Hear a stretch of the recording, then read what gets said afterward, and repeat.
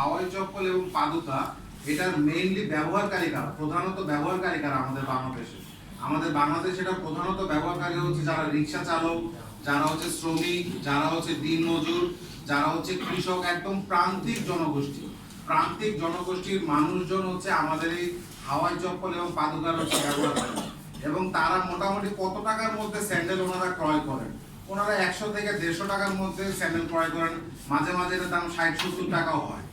তো 2016 সাল থেকে 2025 সালের জানুয়ারি মাসের 8 তারিখ পর্যন্ত এই 150 টাকা পর্যন্ত হাওয়াই চপ্পল এবং পাদুকার উপর আমদানি এবং উৎপাদন পর্যায়ে কিন্তু ভ্যাট অব্যাহত ছিল।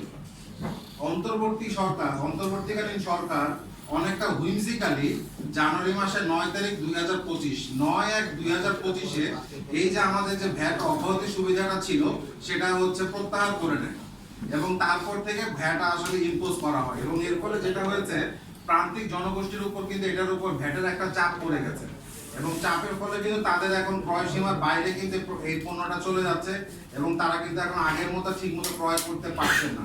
এবং এই যে ভ্যাট যে ইম্পোজ করা হলো, যে ভ্যাট যে আরোপ করা হলো, এর ফলে কি সমস্যা হচ্ছে? প্রথম সমস্যাটা হচ্ছে, আমরা যে পণ্যটা উৎপাদন করি, এই যে পাদুকা সমিতি, বাংলাদেশ পাদুকা প্রস্তুতকারক সমিতির আওতাধীন যতগুলো মালিক সমিতি আছে বা মালিকগণ আছে, ওনারা যে পাদুকা প্রস্তুত করেন, এই পাদুকার অন্যতম র ম্যাটেরিয়াল হচ্ছে যে প্লাস্টিকের পণ্য এবং হচ্ছে দানা, এই যেগুলো হচ্ছে রাস্তাঘাটে পাওয়া যায়।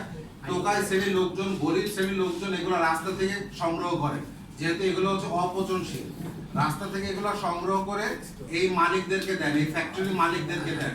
ফ্যাক্টরি মালিকরা এটাকে পরে রিসাইকেল করে পাদুকা এবং হাওয়াই চপ্পল তারা উৎপাদন করে।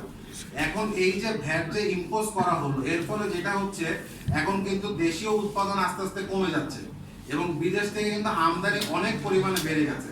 এবং আমরা আমাদের প্রেস রিলিজে কিন্তু একটা কথা স্পষ্ট করে মেনশন করেছি, আপনারা যদি দেখেন প্রেস রিলিজের, এটা হচ্ছে পেজ নাম্বার 6 নাম্বার পেজে একটা আমাদের একটা চিত্র একটা আপনাদের সামনে উপস্থাপন করা হয়েছে যে এই যে ভ্যাটটা ইম্পোজ করা হলো, যে ভ্যাট যে আরোপ করা হলো, এর ফলে দেশের কি পরিমাণে ক্ষতি হলো। আমরা যেটা একটু আগে বলেছি, 9/1/2025 তারিখ থেকে ভ্যাট আরোপ করা হয়েছে। এর আগের অবস্থাটা কি ছিল? 2022-23 অর্থ বছরে আমাদের টোটাল আমদানি মূল্য ছিল হচ্ছে 24,39,24,534 টাকা। 2023-24 অর্থ বছরে ছিল 6,42,509 টাকা। 2024 মানে জুলাই থেকে ডিসেম্বর পর্যন্ত আমাদের আমদানি মূল্য ছিল 77,653 টাকা। 2025 যখন থেকে ভ্যাট আরোপ করা হলো, তখন থেকে জুন মাস পর্যন্ত দেখেন কত পরিমাণে আমদানি বেড়ে গেছে। 1,220,21,50,736 টাকা। এবং 2025-26 এই পর্যন্ত আমাদের আমদানি মূল্য হচ্ছে 11,71,33,45,581 টাকা। তার মানে ভ্যাট ইম্পোজ করার ফলে যেটা হয়েছে, দেশীয়ভাবে উৎপাদনটা কমে গেছে এবং দেশীয় যারা ইম্পোর্ট করেন, তারা বাইরে থেকে প্রচুর পরিমাণে প্লাস্টিকের স্যান্ডেল এবং হাওয়াই চপ্পল তারা আমদানি করছেন। এর ফলে কি আমাদের দেশীয় প্রচুর মুদ্রা বাইরে চলে যাচ্ছে। এটা কিন্তু আমাদের দেশীয় অর্থনীতির জন্য ক্ষতিকারক।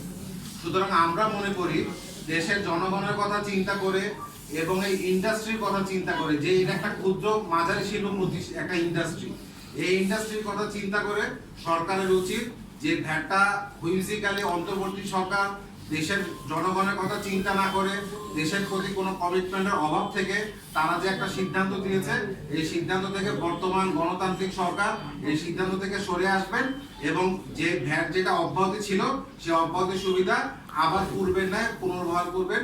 এটাই আমাদের সংবাদ সম্মেলনে সরকারের কাছে আবেদন। ধন্যবাদ। বিদেশ থেকে কাঁচামাল আসে না বোধহয়, বিদেশ থেকে কাঁচামাল আসে না। হ্যাঁ, কাঁচামালও আসে, কিছুটা আসে।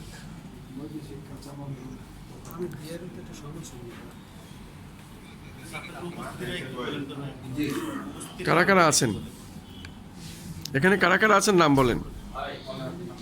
আমি আশরাফুদ্দিন, বাংলাদেশ পাদুকা প্রস্তুতকারক সমিতির ভাইস প্রেসিডেন্ট। হ্যাঁ, জোরে বলেন।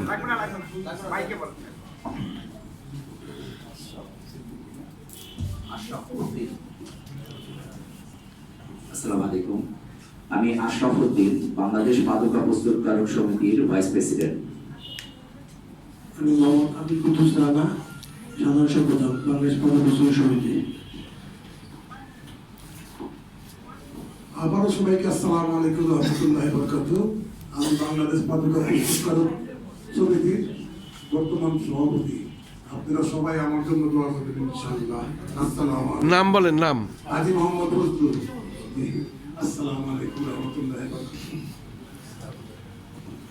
আসসালামু আলাইকুম, আমি অ্যাডভোকেট এনামুল হক সুজন, বাংলাদেশ পাদুকা প্রস্তুতকারক সমিতির লিগাল অ্যাডভাইজার। আসসালামু আলাইকুম, আমি শাখাওয়াত হোসেন দিলাম, সাবেক সভাপতি, বাংলাদেশ পাদুকা প্রস্তুতকারক সমিতি।